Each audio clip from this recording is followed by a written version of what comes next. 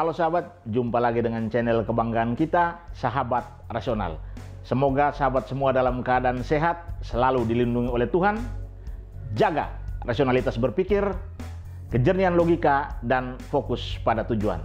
Karena hanya dengan cara itu kita mampu mewujudkan semua tujuan dan mimpi kita. Sahabat Rasional, hari ini kita akan membahas terkait pariwisata estate. Sebuah konsep pola pengembangan pariwisata baru di Provinsi Nusa Tenggara Timur. Namun sebelum kita kupas, kita kuliti, kita bahas, jangan lupa untuk like, komen, share, subscribe, dan tekan tombol lonceng sebagai perwujudan dukungan Anda terhadap pengembangan channel kebanggaan kita. Sahabat Rasional, bicara soal pariwisata estate berarti kita bicara soal target RPJMD Pemerintah Provinsi Nusa Tenggara Timur 2018-2023. Karena pariwisata estate itu sendiri ditargetkan hingga tahun 2023 berjumlah 21 pariwisata estate. Dan saat ini pemerintah provinsi sementara mengembangkan 7 lokus pariwisata estate, yakni Kabupaten Kupang berlokasi di Liman, Kabupaten Timur Tengah Selatan di Fatumnasi, Kabupaten Rotendao di Mulut Seribu, Kabupaten Sumba Timur di Pramedita, Kabupaten Ende di Kuanara, Kabupaten Alor di Wolwal, dan Kabupaten Lembata di Lamalera. Menariknya, dari 7 lokasi pariwisata estate ini ternyata 4 lokasi pariwisata estate bukan lokasi desa wisata. Artinya masyarakat tentu belum sadar, belum paham, dan belum ramah soal apa itu pariwisata. Sahabat Rasional, 4 lokasi yang kami maksudkan tadi adalah Wolwal di Alor, Liman di Kabupaten Kupang, Mulut Seribu di Rotendao, dan Pramedita di Sumba Timur.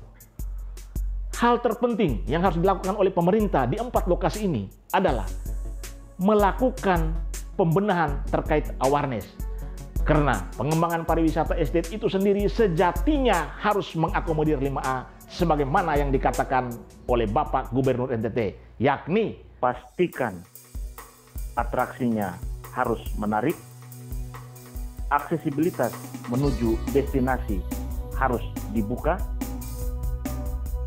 amenitas ditata, akomodasi dibangun, dan ujung dari semua itu, awareness dihidupkan.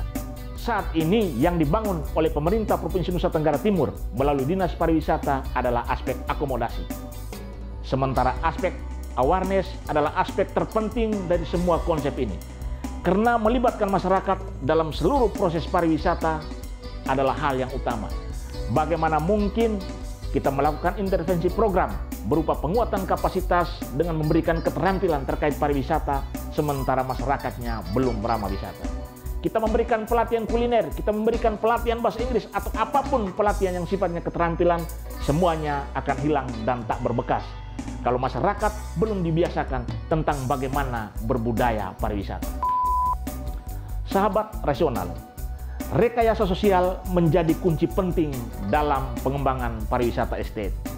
Rekayasa sosial memastikan masyarakat yang sebelumnya tidak paham, tidak ramah, berada dalam ruang gelap, keluar dan bisa menerima kehidupan pariwisata itu sendiri.